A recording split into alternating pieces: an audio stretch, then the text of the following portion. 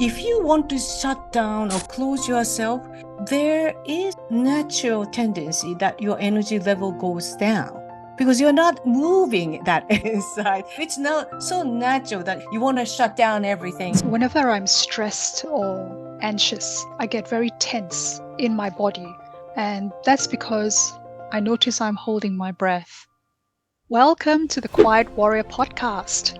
Today, I'm delighted to have with us my friend and mentor, Miyako Hazama. Miyako-san. Thank you so much, Serena. I love this Quiet Warrior podcast, and I'm so fascinated how you are guiding those quiet warriors to find more inspiration and more confidence in life. So congratulations. Thank you so much. Now, Miyako, today I've got so many questions to ask you. And we did say that we are going to be talking about how to boost energy for introverts with the power of breath. I know that you work with breath, but I notice also lately that you call yourself the Menopause Energy Mentor. And I'm really curious to know, how did you come to do this work? Could you tell us a little bit about your background? Sure. My journey with breathing started in my early 20s, and I joined Japanese corporate. And what I noticed is that I was having heavy allergy, like allergenic rhinitis, and having so much of the nose running, itchy eyes. And I almost felt like my career at that Japanese corporate, it's a beer company, is over. And that was when I was starting to searching for a solution, and I was looking for a natural way to heal myself. And that was breathing. And I was lucky enough to find a book written by my mentor 34 years ago. And he mentioned about the power of breath and how we can heal ourselves by discovering our real breath. And after that, I actually heal myself completely. I get rid of all these allergic symptoms. But not only that, I started to having more success or achievement in business. So that's why it brought me to continue my career at the corporate while I'm also becoming an apprentice. He handpicked me. And going back to your question, why I'm doing what I do is that after I started to realize the power of breath, what I resonated with that helping women, especially going through challenging, difficult times over 40, because having family and they have a lot of responsibility in their business career and also taking care of their parents. There's so much going on, and I would love to help them with the method that I created based on the breathing. And that's where my clients enjoyed. And I'm really grateful that you enjoy one of my program so that we can both together enjoy the breath power. I really love that story. I love how you started off trying to solve your own problem first, and you went looking for a solution. You found the book, you found your mentor, but then you didn't stop there. Yes, I'm so blessed that I'm able to do this. And I just recall that, okay, everything in life is learning and exploring and letting you grow. Yes, I think we all have been called onto a specific path of helping other people. I think for myself, at least, I'm just getting started and I'm learning all this online marketing because I want to help many ladies globally. So let's talk about breathing and how does it help someone who is introverted, who tends to be in their head a lot. I was that person who would just fall asleep, really always get tired, who have no energy, and just cannot seem to get myself excited to do things that other people want to do, go to parties, go to networking and all that sort of things. How does an introvert benefit from learning how, what you call real breath, how to breathe in a way that gives them more energy? Yeah, that's a fantastic question. And before we move on, if you allow me, I would love to share how I see introverts from the energetic point of view, because I think there's superpower in people whom they identify themselves as an introvert. And the way I looked at that introvert type of people is that they are intuitive and they know, for whatever reason, they know how to protect their energy, meaning setting clear boundary before someone asks you to do that. So what happened is that you are having that greater connection with your own inner self, or it may be inner guidance already. In this modern age, they are actually struggling to find their own voice, meaning that it's so difficult with the noise of all these information overload. They are easily taken part by somebody else's voices, or maybe your mom or your family, your boss or whatever, and they are wanting to serve other people, so they haven't have any chance to listen to themselves. For those people, I have to let them understand that they're the inner guidance. But for introverts, what I found is that you already possess that. Is that true, Serena? I can't speak for all introverts, but I have noticed from the conversations that I've had in my introvert community that many people know what it is that they want or want to do or what change they want to make. But the problem is that, like you said, the voices, the critical voices, and some of that is due to early childhood conditioning, are so strong and so prevalent and are so deep rooted that every time they want to step outside and do something brave, that voice immediately sends them back in time to their child version of themselves. I think you are right. A lot of introverts are actually very intuitive.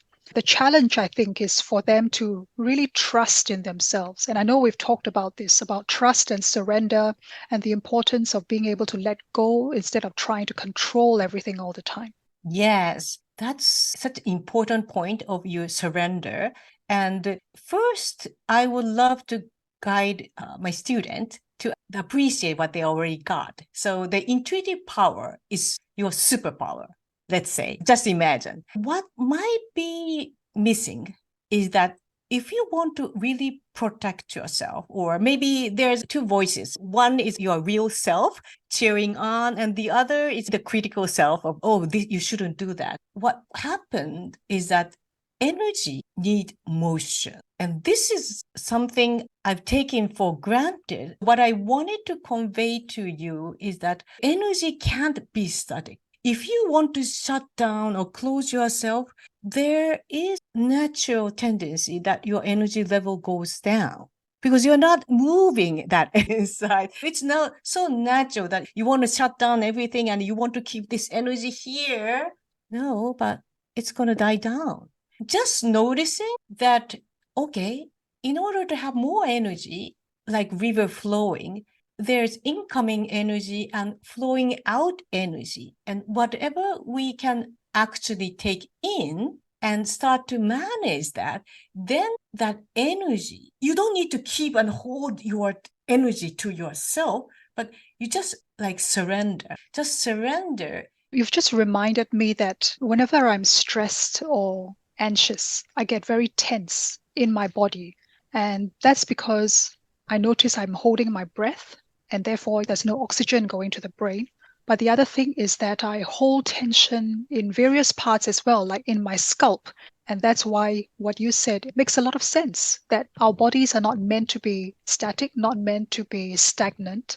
The energy is meant to flow, and therefore we're meant to keep moving. But even now, a lot of people still spend most of their day, if they're working from home, looking at the computer, looking at their devices, and forgetting to go outside and actually connect with nature. It's actually also very true that introverts have a shorter social battery than extroverts. And by that, I mean that we can be with people for a short time and we can do the sociable thing, having conversations, enjoying ourselves. But after a few hours, and I've asked people, different introverts, this, usually it's about 90 minutes, 2 hours, very rarely more than that, we start to feel drained. It's like the eyes get tired, the mouth is tired of smiling. It becomes more and more of a strain on the face to keep looking happy. And that's when we know we just have to leave, we have to go away, we have to go home, get back into our comfortable environment where we can just be ourselves and there's nobody else around, and recharge. And that's to do with the recharge time. And so it's the main difference, as Susan Cain says, between introverts and extroverts. And that is that we recharge by being alone, whereas extroverts recharge by being with other people. How do you activate that energy? Is there a switch inside ourselves that we can turn on to say, I need more energy now, or I want to be more energetic, I want to feel more creative? How do we do that? People notice that whenever I talk about breathing and I start to breathe, then, okay, you are in the zone. And they say, oh my goodness, I feel happy no matter what.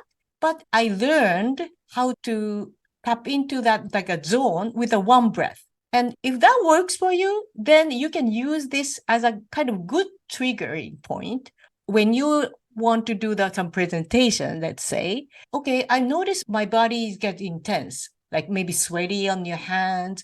Okay, that's natural because I'm expecting so much. Okay, let's take a nice breath in and then exhale. Let go everything, noisy mind. And then next breath comes in. Oh, so it's like a second or maybe a longer 70 seconds just to change the gear, the radio station to activation mode. So I'm just thinking that maybe there are some people who are coming from a place of some kind of anxiety, some kind of fear, some kind of past experiences that are still holding them in that kind of a tight grip. And for them to let go, it feels terrifying. It's almost like you're asking them to jump off into something they don't Yes. know, and they feel very unsafe. And so they just keep holding that breath. I just recalled my mentor said about this breathing is that the most precious thing in life is that you are breathing right now. And I heard him say, okay, what is he talking about? But at that moment, okay, right now, this moment, and what that means for you maybe is that, okay, you might be breathing wrong maybe a few seconds before, you can actually change. And breathing happens in this moment every time, right? So just think of the breathing as your, okay, I'm in the moment. I'm in the moment. I cannot keep like saying I'm living in this moment. Sometimes we forget. Sometimes I feel, oh my goodness, why have I done that? It happens and it's life. Just remind yourself, like every morning, okay, I'm breathing here. And it brought me to the state that, oh, I appreciate this air, the fresh air that's coming into my room. And whenever we just change that, maybe this introvert who felt like a little bit scary was stepping out. Okay, never know what's going to happen next. Of course, we never know, right? You want to practice a little. I call this a daily energy accelerator. Wow, a daily energy accelerator. So it's like I talked about energy wants to be emotional, of course. Yes. So we want to have that like a propeller running, right? Like a rolling. So the breath is, it's like a dynamic, like cellular respiration is happening at the same time. So dynamic movement. And you just want to know, like you said, everyone is born with this superpower. And if you are introvert, you have a high potential of once you know the power and once you accept that, then just by practicing, you can use it, this kind of energy exchange using the power of breath. So when an introvert is going out into a situation where normally they would feel it is a drain on their social battery, let's say they're going to a networking event, they're going to a conference, they're going to meet a lot of people they don't know, or they're going to talk about their business and they feel they don't like to talk about themselves, they don't want to be seen as too salesy or self-promotional, how would they then tap into this energy and breath? You imagine yourself there, right? Even before you stepping out on that stage, let's just practice visually with your breathing and out. You are doing this natural like rhythm, and you turn that screen of what you're going to expect. You're going to meet these people. You're going to be on the stage. People ask me you to be on the stage. There's a light coming. And this kind of pre-motion, like a preview of your video with your breath. What happened, of course, subconsciously, it sink in when you are on stage or you'll be on that conference room or whatever. Okay, you're going to see the exact same thing, right? You just have that preview in your head before, right? So you are prepared. And you are prepared because you know how to breathe. It makes sense because you are reminding me of those days in high school whenever we took part in musical nights or some kind of school performance, and you would always have dress rehearsals. You don't just show up on the stage and start performing, you have to practice and you have to see how you work with other people, when to come on, when to go off, and the lights and the sound and all those things. What about factors that are not exactly within your control, like hormones and perimenopause and meds and all that? And if you're going through those fluctuations, how do you also keep your energy levels high, particularly if you're also an introvert? I think for those sensitive transitional period, what's most important is knowing yourself, which is exactly what we are talking about. What you feel like tired or how you feel like happier. And what I notice in many women, lots of responsibilities. Just list out your responsibility and you're going to be surprised. The menopause or perimenopause symptoms comes up like headaches or night sweats, hot flashes or whatever, or feeling tired. Let's just say, okay, my body is telling me something. It's a sign from your body that you need or you want to have a little more rest or you want to have stop doing something. And once you accept that, we talked about the breath of energy, but there is a change, shift of energy, because you are now embracing, okay, my headache is coming and it's unpredictable. Okay, is there any pattern, recurring pattern? Because I have to prepare a lot and this, and just think about it, you feel more of the migraines coming, or there's the pattern recurring. And once you know that, now we can manage this. And now we can change our body, the physicality with breathing and all these natural like sleep or all the pillars that I teach for accelerating energy. But the most critical thing is that let's see this beautiful time of our life, midlife, as something we can gain more wisdom and we can know more about our possibility and also our body, what that body requires, even the rest. So for me personally, I know I'm using PC or a lot of editing or whatever, and I'm using too much of my eye. What that happened, even if I feel energetic, there's something, the sign coming, like a sore eye, the sign like my eyebrow parts like get stiff, then I immediately stop and go out walk. So that kind of, you know what to do. And if you just notice it and take action at early stage, then it's easier. It will be easier to actually navigate those transitions in a better way, to take care more of yourself and have better condition. That way you have more energy coming. So it's for me, I became 60 last year. But I feel like, okay, I feel more alive, but I need rest too. So that's something of the just know yourself. We talked about a lot, but know yourself, how your energy works. Okay, it's safe to set boundary. You want to move, like shake your energy a little bit to even activate. Our needs will be changing from season to season. So when we are in a time of slowing down because we need more rest, we've been too busy, then that's what we need to do.